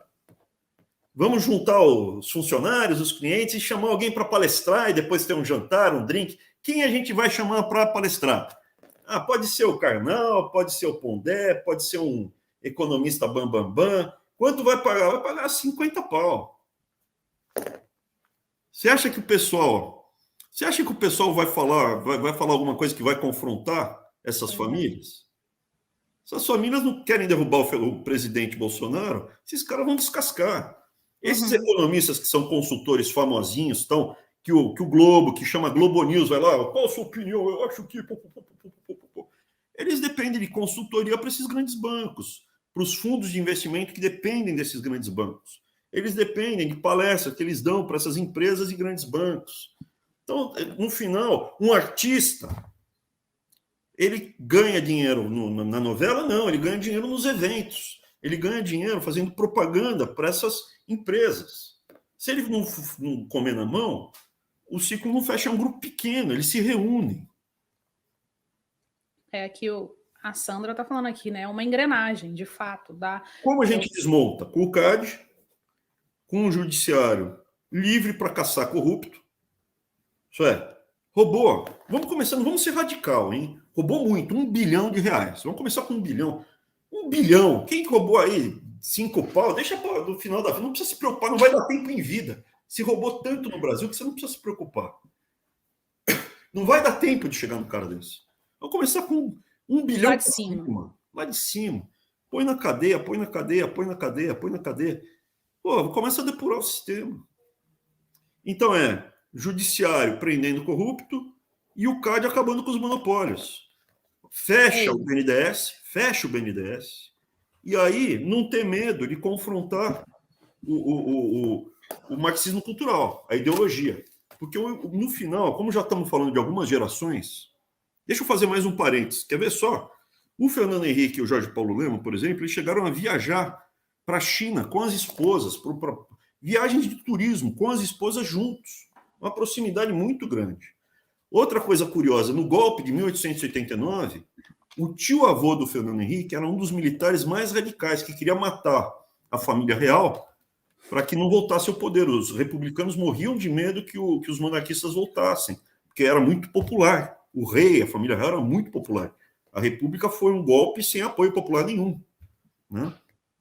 Então eles morriam de medo de voltar, por isso que vamos matá-los. Quem falou, vamos matar, tem que matar? Era o tio-avô do Fernando Henrique. O pai do Fernando Henrique era general, aparentemente de intendência, responsável por aquisições do Exército, né? Não sei se... Eu escutei isso em Brasília, falaram, era responsável pelas aquisições. Em tese, assim, que eu saiba, o dinheiro que vem da família do Fernando Henrique é isso, um soldo de general, que ele pode ter recebido alguma coisa de herança, depois dividir com os irmãos. Ele trabalhou como professor, senador, presidente, e comprou apartamento no Higienópolis de um banqueiro bilhardário. O apartamento que o Fernando Henrique comprou em frente à Praça Buenos Aires, no Higienópolis, tem a Praça Buenos Aires, uma praça charmosa, muito bacana, pertinho ali da FAAP, ao lado do Pacaembu. Ele comprou um apartamento muito bom de um banqueiro famoso em São Paulo, que vendeu para ele. E dizem que gastou um bom dinheiro com decoração. assim, ele deve ser um ótimo investidor, né? Então, quando você vai olhando, vai puxando um fio, vai saindo, você puxa a pena, vem uma galinha. Esse é o problema. E o que me chocou? Me chocou que o mecanismo ele já está passando, ele já chegou no último plano dele. Qual era o último plano? A Constituição de 88 agora vai trazer o marxismo cultural, e aí o pessoal, a gente vai arrancar o sangue, esfolar as nossas famílias e vai fazer eles baterem palma para a gente e pedir mais. É isso aí, vocês são bonzinhos. Pô, Luciano Huck, bacana, Criança Esperança, bacana, entendeu? Então, assim... Chegamos nesse nível. Né? A gente chegou no ponto que hoje a Constituição que foi feita para nos levar, hoje ela está impedindo o aprofundamento desse mecanismo. Eles em breve, eu tô vendo... Veja, um sinal é a discussão do semipresidencialismo. O semipresidencialismo foi discutido também no final, antes de uma ruptura que houve, que foi o regime militar. Você teve o JK, que fez Brasília, mas gastou os tubos, deixou o país instável por causa disso, inclusive. Aí vem o Jango, aí fala no Jango, então vamos fazer o parlamentarismo. Quem vai ser o primeiro-ministro? O Tancredo Neves. Você vê? Vamos tentar aqui dar um jeitão, vamos fazer aqui o parlamento. Não vai rolar. Não vai rolar. Então, para mim, a gente está vivendo os finalmente do ciclo. O ciclo chegou no final, nós olhamos para ele, não nos sentimos representados. Hoje, com a internet, o acesso à informação, quem consegue ler e escrever e tem internet fica revoltado. Me recuso a bater palma, eu me recuso a falar que é bonito. E eu estou aqui pensando, mas não é impossível. É o CAD, o judiciário, mantém-se os contratos, mantém-se tudo. Cumpra-se a lei. Mantenha-se. Eu não sou revolucionário, eu sou um conservador. Você falou uma coisa importante, o que é o conservador, né? Você é conservador? Eu quero conservar o futuro para os meus filhos. Com certeza. Hoje, o que nós temos hoje, nós chegamos num nível aqui da nossa sociedade em que a esquerda avançou tanto, o movimento revolucionário avançou tanto, que hoje, para conservar, você é considerado quase que um revolucionário. Por quê? As coisas estão como estão. Você quer conservar o que quase não existe mais. Então, esse que eu vejo que é o grande problema hoje, né? Para você conseguir conservar aquilo que era, você precisa lutar contra aquilo que é no momento, porque os revolucionários avançaram. Tudo do passado. O conservador não quer manter tudo que veio do passado. Uhum. Eu quero manter as coisas boas para as próximas gerações e consertar as coisas ruins. Exatamente. Copiando valores bons que eu vejo em outros locais. Na minha família, graças a Deus, não tem nenhum caso de assassino, de ladrão, de estuprador, não tem um caso de mãe solteira, não tem nenhum. Mãe solteira, não estou colocando mãe solteira junto nesse leque de coisa, pelo amor de Deus, né? Eu gostaria muito que as próximas gerações, assim, na minha família, que eu saiba, não tem homossexual. Se o meu filho for homossexual, eu vou amá-lo, eu não vou tratar como se trataria há 3 gerações passadas, vou continuar amando. Então, são valores que eu quero replicar. Tem outros valores, por exemplo, na minha família, tem casos de mulherengo, tem gente na minha família que era mulherengo. É um valor que eu acho, não, esse valor atrapalha muito, gera muita instabilidade para a família, não pode ser mulherengo. Você tem que ter uma família, tem um casamento, o objetivo é buscar felicidade dentro do casamento. Se não tá bom, separa e, né? Então, o que acontece? Eu gostaria que as coisas boas fossem mantidas, e a gente vai aprimorando gradualmente sem rupturas. Esse nunca antes na história é um desastre. E o nunca antes na história não foi feito a primeira vez aí. Com a República, eles tentaram apagar toda a história do Brasil pregressa do Império. Você tenta desconstruir o Dom Pedro I, o Dom Pedro II, que é taxado de velho, encostado, fraco. A princesa Isabel, não, Carola, não presta. Então, assim, criam Tiradentes, criam imagem do Tiradentes, você reconta a história do Brasil. Exato. Por isso que eu estou fazendo as aulinhas agora de história. Então, esse nunca antes da história é o seguinte, É o que está na Revolução dos Bichos. Nunca estivemos tão bem. Viva quem está, o nosso grande líder, o nosso grande chefe. Esse nunca antes da história, tá? George Orwell escreveu isso. Tanto em 1984 quanto na Revolução dos Bichos, a Fazenda dos Animais lá. Explodiu de vendas novamente em 1984. É uma obra-prima. Explodiu. Tem que ler. Aqui no Brasil, principalmente, acho que as pessoas No foram... mundo. E as pessoas foram percebendo, né? Parece que houve um movimento ali que, de repente, a Matrix caiu e todo mundo, peraí, é aquilo que eu falei lá no início da nossa live, né? Do show de Truman. As pessoas começaram a perceber o que está acontecendo. Introduzi aqui falando justamente que o mecanismo não tem rosto, né? Então, às vezes, as pessoas sofrem influência, sofrem as consequências dele, né? Desse pequeno grupo que comanda a nossa nação, falando aqui especificamente do Brasil, mas não conseguem perceber onde ele está. Eu tomei aqui me deram um pontapé aqui por trás. Eu tomei, caí, mas eu não sei quem que me chutou, quem que é esse tal desse mecanismo, né? Essas famílias que estão no topo, elas nem põem a mão na massa. Elas contratam alguém. Então, você pega lá, esse pessoal que está gritando na CPI e tal, não sei o que lá, pá. Aí recebe uma medalha na França. Isso daí é tudo conexão. Não sai, não vem de graça isso. Tá todo mundo. Quem é? É o pessoal do topo. Às vezes o pessoal fala, os nordestinos, o pessoal que comanda esse jogo do Nordeste é mais simplão. Ele é o próprio político, ele é político, ele tem uma concessionária de automóveis, ele tem um posto de gasolina, ele tem uma empresa aqui, e o esquema fica quase sempre nele mesmo. As famílias do Sudeste é que são sofisticadas.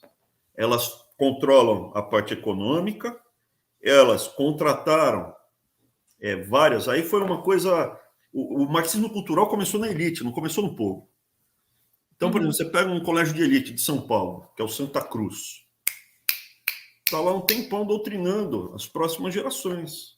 E aí, no final, e depois vai para a Faculdade de Filosofia da USP, se conhecem lá, de Sociologia da USP, os ricos... No Brasil todo, filosofia e sociologia é coisa de pobre. Na USP é de rico. E aí, o que acontece? Muitos se casam. Famílias de esquerda acabam se casando com essas famílias oligarcas. Sim. Então você vai vendo, como já estão algumas gerações, está muito impregnado uma coisa na outra.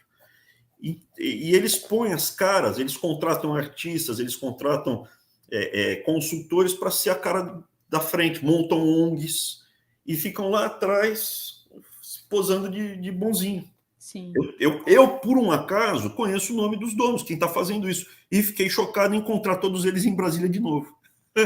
Lá, entrando no gabinete do presidente. Você aqui, pô, que bacana, o que você vê aqui? Eu falava, pô, o Gustavo Franco não foi indicado para o BNDES, pediu várias vezes, um monte de pressão de tudo quanto foi lá, para ir para um monte de conselhos. O Joaquim Levy chegou a ser. O Joaquim Levy quem é? Ele trabalhava para o Trabuco, que é quem controla o Bradesco. Então, assim, não é que é o Jorge Paulo Lema, tem algumas famílias, alguns grupos, né, e eles controlam o país. E continuam ali com seus tentáculos até hoje. O que a gente propõe não é banho de sangue, nós não somos eles. O que a gente propõe é simplesmente que as leis sejam implementadas, que o judiciário funcione, que o CAD funcione, que a gente não tenha mais grana do BNDES, com isenção tributária, esse tipo de coisa. Perguntaram aqui, Abe, quais autoridades podem fazer algo contra esses grandes sistemas? O povo pode fazer alguma coisa? Sim, no final, assim, quando a gente fala povo, é complicado. Porque o povo, quem é o povo?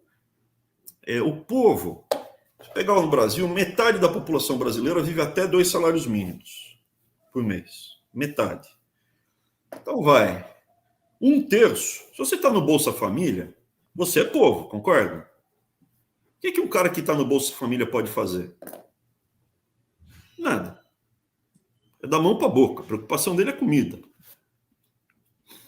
O câmbio sobe, a farinha de trigo sobe, porque é commodity. O café sobe, o açúcar sobe. Ele come menos. Né? O pessoal fala que o câmbio tem que ser desvalorizado. Mas o pobre vai comer menos. Tem que buscar um câmbio de equilíbrio. Nem desvalorizado, nem valorizado. Tem que ser, porque se ficar muito valorizado, mata as empresas, a gente não consegue exportar, também não adianta. Entra em déficit corrente, daí você começa a se endividar e acaba quebrando. Então você precisa buscar o equilíbrio, que é justo, nem valorizado nem desvalorizado. Mas você tem um terço da população, que é povo, que infelizmente está fora do jogo. Esse é socorrido, a gente precisa socorrer. Você tem o topozinho, que está no esquema, está no rachuncho. Você tem uma parte do pessoal que foi doutrinado pela ideologia do marxismo cultural, que está com eles também, mas aí por uma questão de fé cega. Quem pode fazer alguma coisa é a classe média. O Aristóteles, 2.500 anos atrás, ele leu as constituições de todas as cidades gregas, não as cidades da Grécia. Né? Quando você falava grego, você olhava assim, o mar Egeu todo, era tudo grego ali.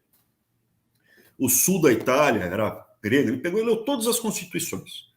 E dividiu onde tinha tirania, monarquia, onde tinha aristocracia, onde tinha aristocrata e oligarca. Então, assim, a divisão era oligarca, era tirano ou monarca, oligarca ou aristocrata.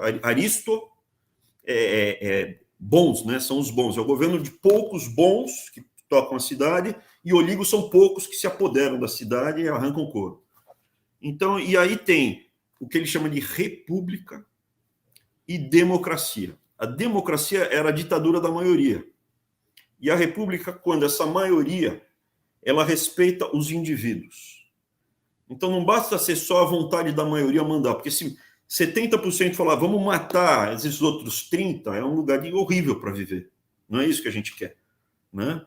A gente quer o quê? Onde o indivíduo, as nossas famílias, têm os seus direitos respeitados, onde cada um de nós vai ter a certeza que se eu não fizer algo de errado, não invadir o direito de outro, eu vou ter liberdade para fazer as minhas escolhas e tentar ser feliz com elas. E eu vou viver com o fruto do meu trabalho e das minhas escolhas. Escolhi trabalhar mais. Ninguém vem aqui e vai roubar esse meu trabalho a mais que eu vou querer usufruir mais tarde, ou dar para o meu filho. Então, é importante isso. E o que ele constatou?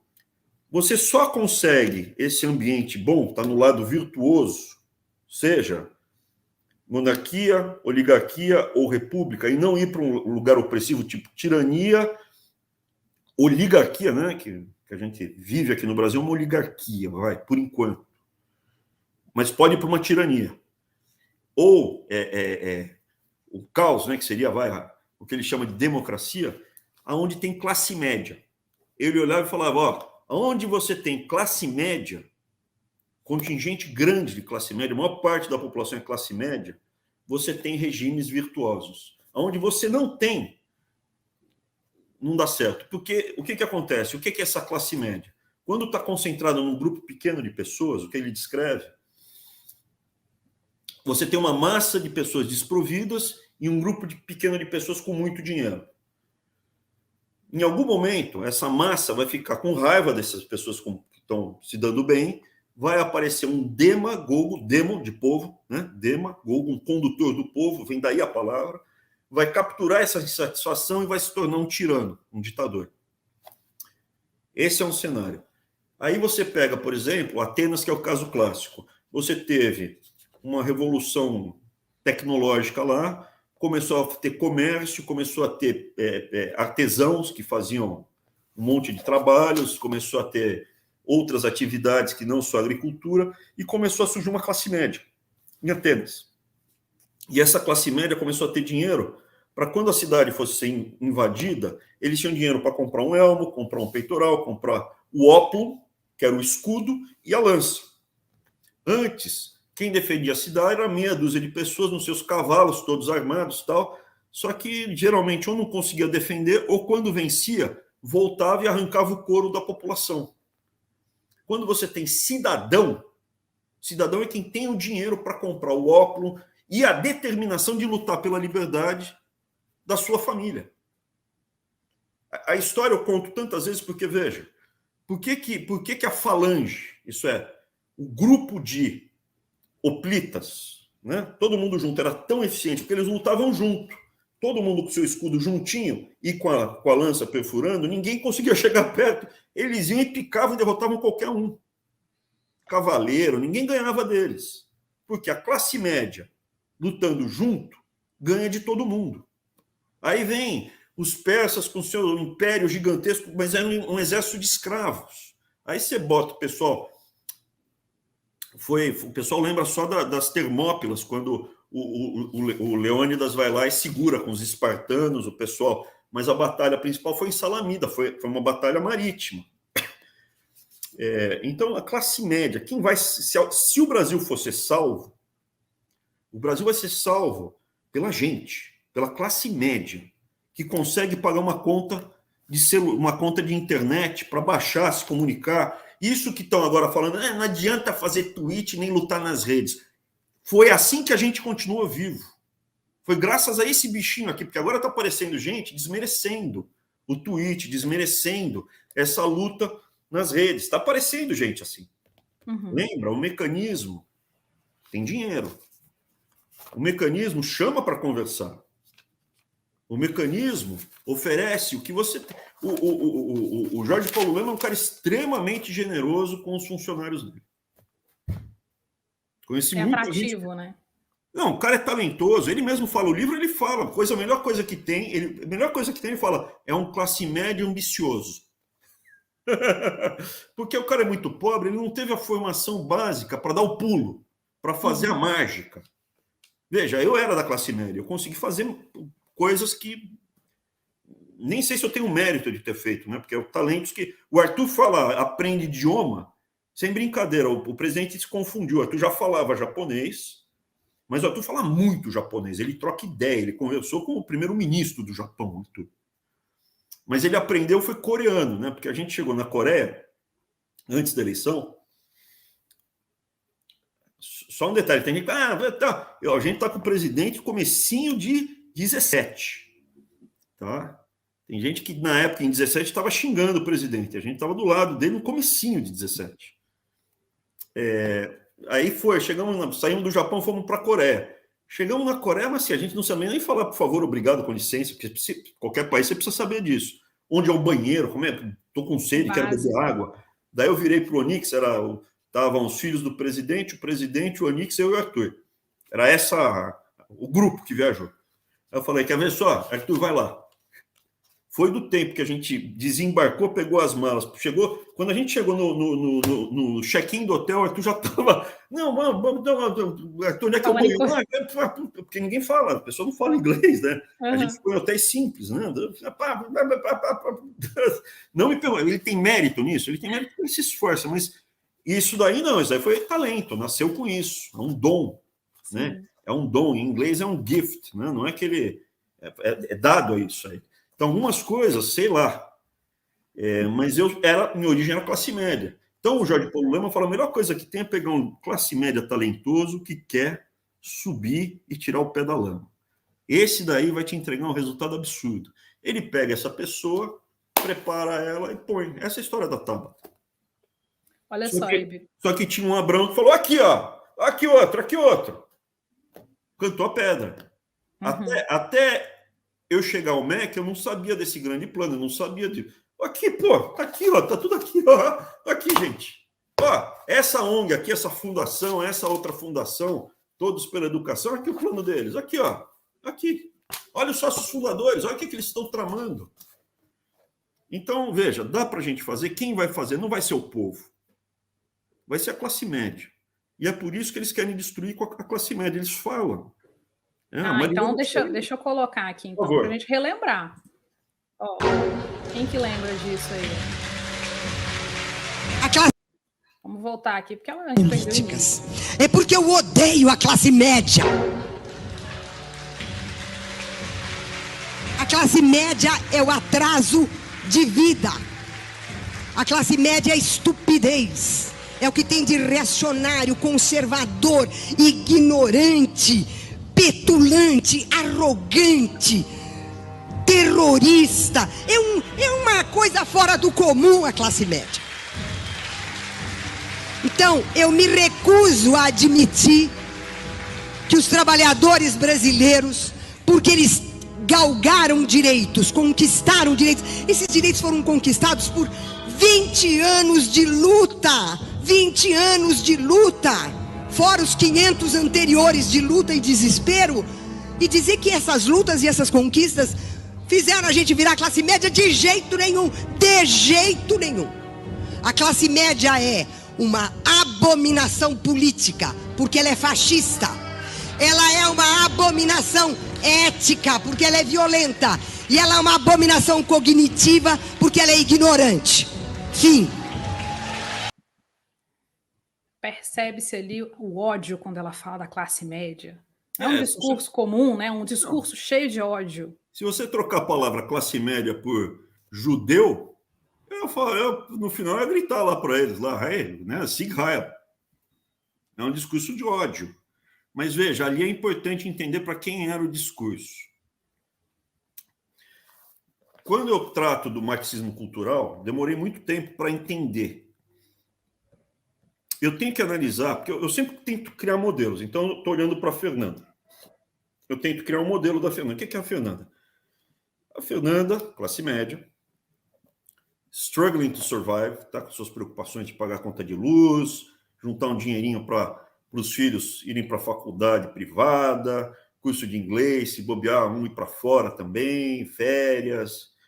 Tem um filhinho, tem 2 filhinhas agora, marido. O que a Fernanda quer? Ela quer criar os filhos e quando ela tiver os seus 60 anos, ter os netos dela, os filhos estarem bem, com as casas deles, ter uma árvore de Natal, todos os netos e filhos irem para a casa da vovó Fernanda e se reunir em volta, dar beijo nela, ela vai fazer Isso é mineira, né? Se fosse em São Paulo, vai fazer uma macarronada, né? Mas vai fazer franguinho com quiabo, tá bom. Vai fazer um tutu de feijão para os netos. Vovó, um netinho vai ser paulista, porque uma filha vai estar morando em São Paulo. Fala, vovó, tem macarrão? Tem macarrão? Não, vou te ensinar que tutu de feijão é mais gostoso que macarronada. Olha. Estou errado com o sonho? Não, você descreveu o sonho da maioria, né? Então, assim, você é a inimiga do sistema, do mecanismo. Você quer o quê? Cada vez mais poder, mais liberdade, mais espaço para os seus filhos, para os seus netos, para os seus bisnetos poderem buscar a felicidade.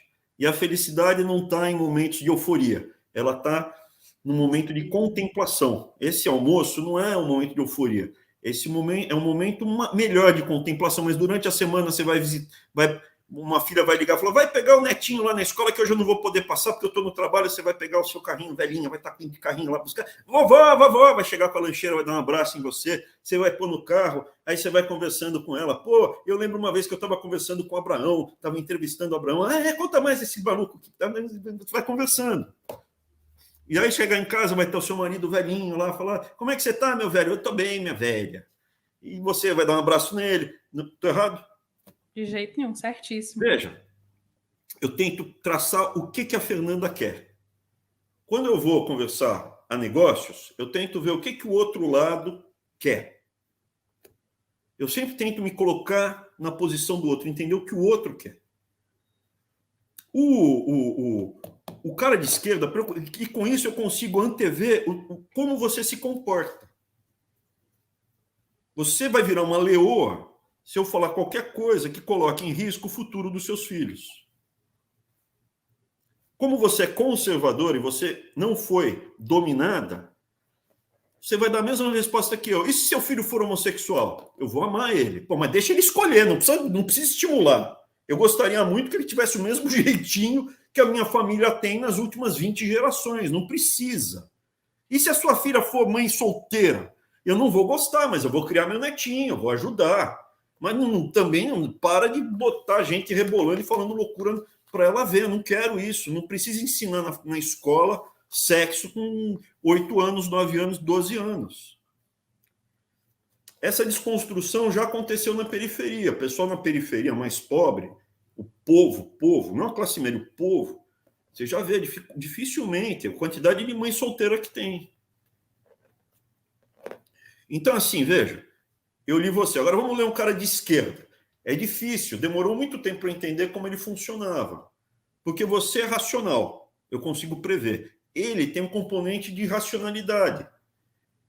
Então, eu descobri a forma de antever os movimentos tratando como se fosse uma religião. Quem está no topo, isso é, vai arcebispos, papas, o alto clero. É uma religião sem Deus, tá? Mas o alto clero, ele tem famílias que passam de geração em geração. Então, o Lindenberg Faria, achei que ele tinha surgido ali na Uni. Pô, não, o cara subiu no caminhão, deu nada. O avô dele já era um grão-vizir comunista. A família Genro, tem o Tarso Genro, o avô dele já era, o pai, ele, a Luciana Genro, e o filhinho já está, o filhinho da Luciana Genro, com seus 35 aninhos de pura travessura, já está enfronhado nisso daí. É uma família muito rica, está muito bem, obrigada. Você vai família por família, você vê que no topo eles se mantêm. Agora, o baixo clero, isso é, os padres e as freiras, quem vai catequizar o povo, eles não têm família.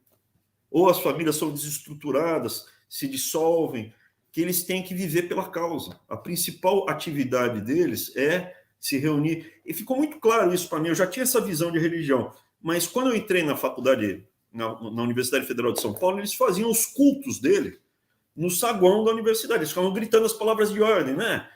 Cuba livre, papá, Lula livre, tá, como se estivesse num culto, numa catedral. Eu estava na catedral deles, verdade seja dita, né? Então eu estava dentro da catedral deles falando lá, ó, e o Martim Lutero, mata um fiel, vamos queimar ele, então. Por isso que a Universidade Federal, as universidades são as catedrais, são as igrejas deles, onde eles vão espalhar, vão doutrinar. Quando estava nas universidades, começou nas universidades e nas escolas chiques, e hoje está descendo. E desceu muito, tanto é que os livros didáticos, enfim, o magistério. Uhum. O objetivo é desconstruir. Por que você quer desconstruir a classe média e as famílias? No Das Kapital está escrito por quê? Porque você vai tentar sempre buscar o que é melhor para os seus filhos. Então, se você não sabe quem é o seu filho, teu filho é largado, você não sabe nem mais se é filho, filha, folha, sei lá o que é. E o filho não é seu, eles falam, o filho não é seu. É do Estado, né? Nosso. Quando eles falam Estado, é um eufemismo. É nosso. Uhum. Você é um frango e você colocou pintinho no mundo. Eu vou separar o pintinho, vou engordar o pintinho, vou vender o pintinho. Se for pintinha, virar galinha, ela vai pôr ovo e toca ficha. Você fica quieto aí, pôr no ovo e acabou. Não me amola. Então, o que acontece? Eu passei a analisar isso. Quando você lida com um cara que está na linha de frente, doutrinando, tá, ele é religioso, você pode mostrar para ele, não, olha aqui, ó, 2 mais 2 igual a 4. A matemática está a serviço do imperialismo, eu já escutei isso. Literalmente, não é possível. Literalmente, a matemática está a serviço do imperialismo. Não é possível. Eles falam, Herbert Marcuse falava, ciência burguesa. Ciência burguesa. Porque quando você começa a confrontar, eles falam, o marxismo é científico. Tá bom, então vamos discutir aqui, tá? Não, comprovação, tal número. Não. Ciência é burguesa. Matemática está a serviço do imperialismo. Estão negando até a biologia, né? Ideologia de a biologia é opressora. A biologia é opressoríssima. Não. Existem diferenças biológicas entre o macho e a fêmea, em qualquer espécie de mamífero. Lógico. Isso está no DNA do mamífero. Eu não estou falando de homem e mulher, estou falando de mamíferos. Né? Macho e fêmea. Não estou falando, cara, a Roberta Close, eu a chamaria de senhora. Minha senhora, pois não, o que a senhora quer? O Tammy Gresham, chamaria, ô Tammy, como é que você está? Tudo bem? Como é que o senhor está? Chamaria. Agora, o DNA não é XY, inegável. É XX. Né? A biologia é opressora. A biologia é opressora. Pô. Então, assim, o objetivo qual é? No Das Kapital, ele fala para desconstruir a família. Várias vezes. Não, o Karl Marx fala várias vezes, tem que desconstruir a família. Por quê? Porque se você não conhece o seu passado, nunca antes na história do Brasil estivemos tão bem. Pô, nunca antes esteve tão bem. Por que você está reclamando? Nunca teve tão bem? Está tudo lindo e maravilhoso. Upa, cavalinho, está tudo maravilhoso. Que bom. E mesmo que você esteja insatisfeito, você vai realizar, você vai tomar conhecimento mais avançado na vida. Você não tem família, não tem filho, não tem expectativa, não tem valores. Para quem você vai lutar? Por que você vai lutar? O seu filho, sua filha, você não sabe se é filho, se é sua filha. No casamento não vê o cara há 10 anos. Quando encontrou, mudou de sexo, tem um alargador na orelha, tem tatuado. toda a cara toda tatuada. Esse é o agente revolucionário perfeito, né, Abraham? Isso te mexe. Agora vem. E se você for drogado, aí acabou. Quando você ficar até, você vai para uma maconha, escapismo, né? Vai uma maconha, para uma metanfetamina, acabou, você é um escravo. Então você vê que é o que a gente está vendo hoje dentro das universidades. Começa a fazer sentido a defesa das drogas, a destruição da família, os valores. Tudo vai sendo encaixado. Que é tão bem montado que eu não vou falar que chega a ser bonito, mas agora tudo faz sentido. Sim. E quando eu comecei a falar nisso, quando eu comecei a mostrar que eu tinha... Quando eles descobriram que eu estava vendo, a reação não foi boa. Depois eu comecei a confrontar. Chama para o Congresso, começa a bater, começa também... Aí vieram para cima dos meus filhos, né? Tentaram conversar, também não deu certo. Aí vieram para cima dos meus filhos, vieram para cima de mim, vão prender. Você vai sofrer um acidente na cadeia. Você pagou o preço de ser uma pessoa sensata, normal e incorruptível ali dentro, eu imagino. Porque assim, chegou até você um negócio assim, chegou até você o seguinte recado: pega leve, abaixa o facho, não mexe nisso não. Muitas vezes, peça desculpa. Muita gente vai falar, peça desculpa. Muita gente, não foi pouco. Como que você se sentia quando recebia esse tipo de recado, digamos assim? Qual era a sua sensação? Falava, não vou pedir desculpa, mas nem a pau vou pedir desculpa. Nem a pau.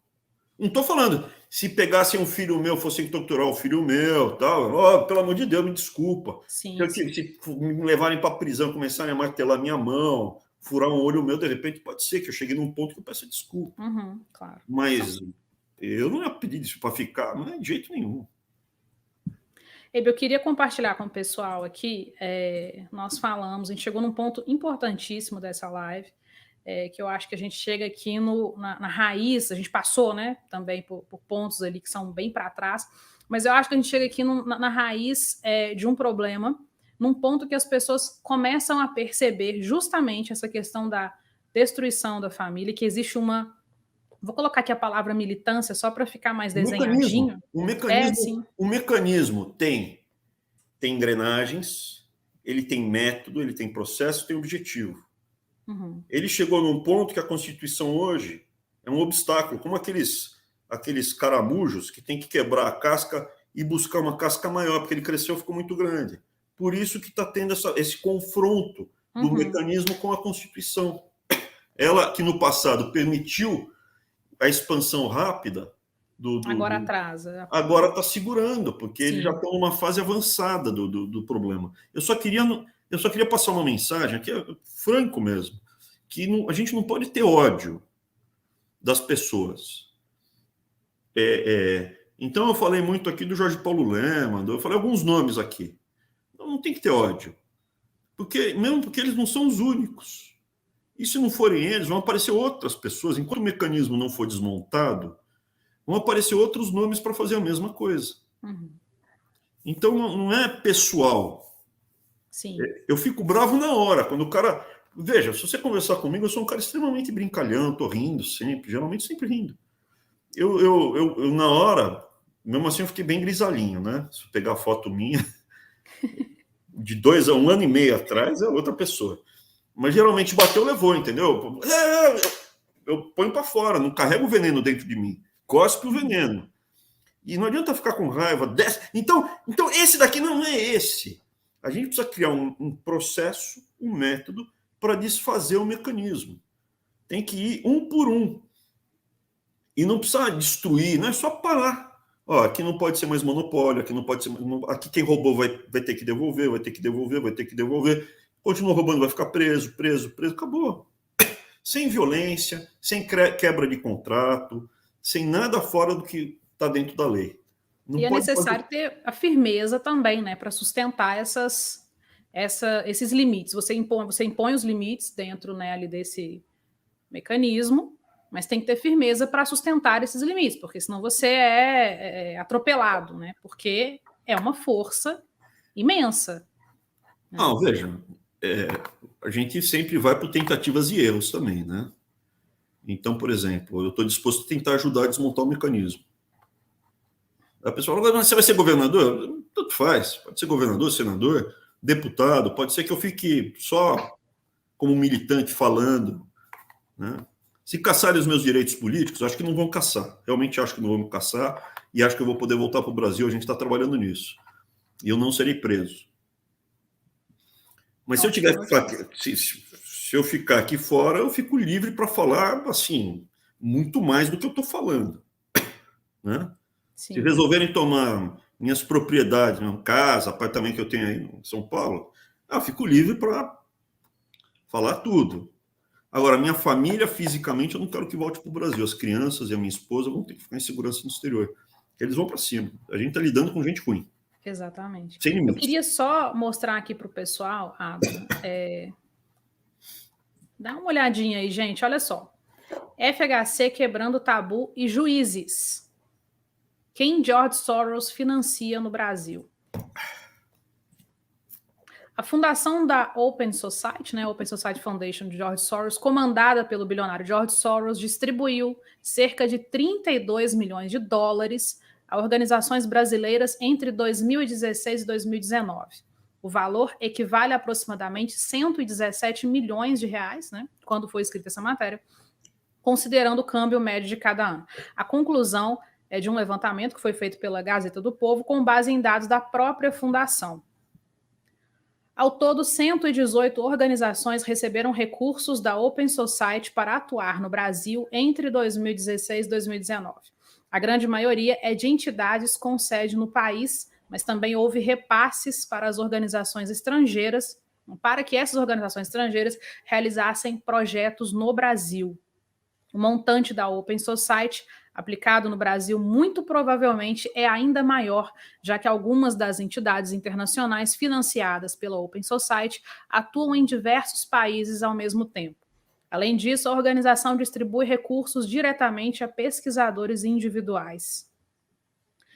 Olha, pessoal, aqui fala que a Open Society foi criada em 84 e defende a liberação das drogas, a legalização do aborto e a libertação de presos que eles chamam de não violentos, com aspas.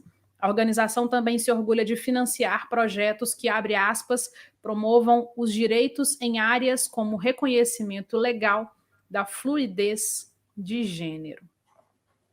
Maiores favorecidos incluem entidades pró-legalização das drogas. Eu não vou tomar muito seu tempo, Abraham, porém eu quero citar aqui a sua luta contra as drogas dentro das universidades. Eu pincelei aqui que George Soros e a sua Open Society Foundation estão injetando muito dinheiro, milhões, bilhões, para promover essas agendas, incluindo a liberação das drogas. Então, eu só queria que o pessoal entendesse que tudo que o Abraham falou aqui nessa live, todas essas ligações, essa rede assustadora que ele desenhou, deu uma aula aqui para a gente, ela promove também essas questões ideológicas. Então, a gente vê essas agendas passando, a gente vê essas agendas avançando, inclusive no nosso Congresso aqui, e às vezes a gente não sabe por quê. Por que, né, a esquerda não trabalha sozinha, a esquerda não consegue passar nada sozinha, então ela precisa costurar para que essas coisas se tornem realidade, né? A esquerda, hoje, a ideologia de esquerda está sendo incorporada no mecanismo. O que nós entendíamos como comunismo, que seria a economia planificada da União Soviética, não é mais. Ele vai ser substituído por vários grandes grupos privados controlando a economia como um todo. Então você pega, por exemplo, você lembra do Peladão do museu, que tinha um homem pelado e ficava andando com as menininhas? Museu de Arte Moderna. O MAN. Quem manda lá no MAN? É a Milu Vilela. Quem é a Milu Vilela? É uma das 4 herdeiras do Banco Itaú. Lembra daquela exibição que tinha cachorro, um homem fazendo sexo? O Queer Museu. Uhum. Quem financiou aquela exibição? Santander. O Banco Santander. Eu posso ir um por um, eu vou te dizendo um por um, uma família por família, onde é que eles estão, aonde faz, como faz, aonde puxa, aonde dá o dinheiro. E eles tentam cooptar a nossa turma também. Daí aparece um que se destaca, outro, eles chegam para conversar, pô. Dá um tapinha ali no ombro, vamos sentar, vamos conversar. Vamos, tem muita gente... Veja, quem não tem valores tem preço. Resumo perfeito, quem não tem valores tem preço. E a maioria do nosso Congresso hoje, não só o nosso Congresso, eu vou estender isso para o nosso Supremo. Não estou falando deles. Uma parte Sim, sou eu que estou falando, tá, gente? Eu não tô... Sim. Da própria direita. Então, assim, o que a gente precisa fazer é estar consciente do que está acontecendo. Eu acredito que o presidente Bolsonaro, sendo reeleito, é a única forma da gente manter a esperança de continuar a luta pela liberdade. E o caminho é cada vez mais ampliar o grupo representado. Eu quero conservar. O que é conservar? Eu quero conservar esse sonho na minha família. Eu não quero jato. Eu não quero ter jatinho financiado pelo BNDES. Não quero, não preciso disso. Não quero nem um iate. Não quero nada disso. Eu quero tocar minha vida. É isso, você é conservador. Que é a maioria, né, do nosso peso. É a maioria, só que eles vão no indivíduo. A gente precisa se organizar e criar as nossas instituições, os nossos grupos, para que eles não consigam ir atrás mais do indivíduo. Vieram atrás de mim, atrás dos meus filhos. Entendeu? Mais de uma vez. Na verdade, foram 3 ataques diferentes que eles sofreram. Tá aí, firme e forte, né, Abraham? Apesar de toda essa perseguição. Mais grisalho, né? Eu estou bem mais grisalho. Continua firme e forte. Aqui já era branquinho, mas aqui era totalmente preto.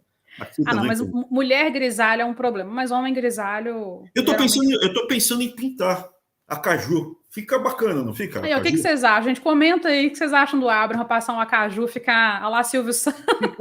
Fica mais jovem. Aderir aí o acaju do Silvio Santos. Abraham, vamos caminhar então aqui para o final. Eu queria te agradecer demais por esse momento. Foi uma aula, eu creio que esse conteúdo ficando disponível aí vai ajudar muita gente a abrir os olhos, né, a compreender. É uma situação complicada, sim. Estamos diante de um monstro, mas que ele pode sim ser vencido. Nós podemos sim e devemos fazer resistência. Temos que ser resistência a esse sistema, porque eu creio que não há democracia enquanto nós estivermos debaixo, né, desse sistema terrível, desse establishment. Muito obrigada. Eu queria que você fizesse aqui agora, né, no finalzinho aí, as suas considerações, falar aí para o pessoal, para a gente poder encerrar. Fernanda, muito obrigado, gosto muito de ti. Você vê que eu realmente acredito que a gente tem condição de ganhar essa batalha. Acho que o Brasil vale a pena se lutar pelo Brasil. Ainda está em tempo de salvar. O caminho é tortuoso. Não acreditem em um grande salvador, tá? Se nós não nos unirmos, e todos nós, de uma forma livre, adesão livre, usando a própria razão, lutarmos juntos nessa direção, a gente vai perder. Mas eu acredito que dá para uma grande parcela se unindo, o mecanismo cai. Tem eleição ano que vem. Eu não sei qual vai ser o papel que eu vou desempenhar, eu acredito em Deus, né? A gente usou só a razão aqui, não falamos da nossa fé. Eu acredito que existe o mal, sempre acreditei, mas hoje, principalmente depois de Brasília, eu escutei coisas, não cheguei a ver, mas eu escutei coisas que hoje, antes eu achava que era papo furado, hoje eu acho que é verdade. Mas vamos vencer essa batalha. Não sei qual vai ser o meu papel, não sei qual vai ser o seu papel. Tem que ter um pouco de, nesse aspecto, flexibilidade, entregar na mão de Deus para ver qual é o rumo exato que vai seguir, mas eu acredito que eu vou voltar para o Brasil, estou muito confiante nisso, e vou poder ajudar nesse processo pela luta pela liberdade. Obrigado, de novo. Eu que agradeço. Parabéns pelas suas filhinhas, parabéns pelo seu garoto. Fica com Deus, todos vocês. Pessoal, muito obrigada a todos vocês que acompanharam, né, a gente aí desde 7h30. Espero que vocês tenham gostado desse momento. Eu prometo que vou tentar trazer conteúdo aqui nesse canal com mais frequência. Igual eu falei para vocês, eu estou com 2 pequenininhas de 10 meses, mas eu estou lá no Twitter, @repórtersalles com 2 L's, todos os dias falando a respeito aí do nosso cenário político, fazendo comentários. Acompanha lá, curta, compartilha essa live se você gostou. Um abraço e fiquem com Deus.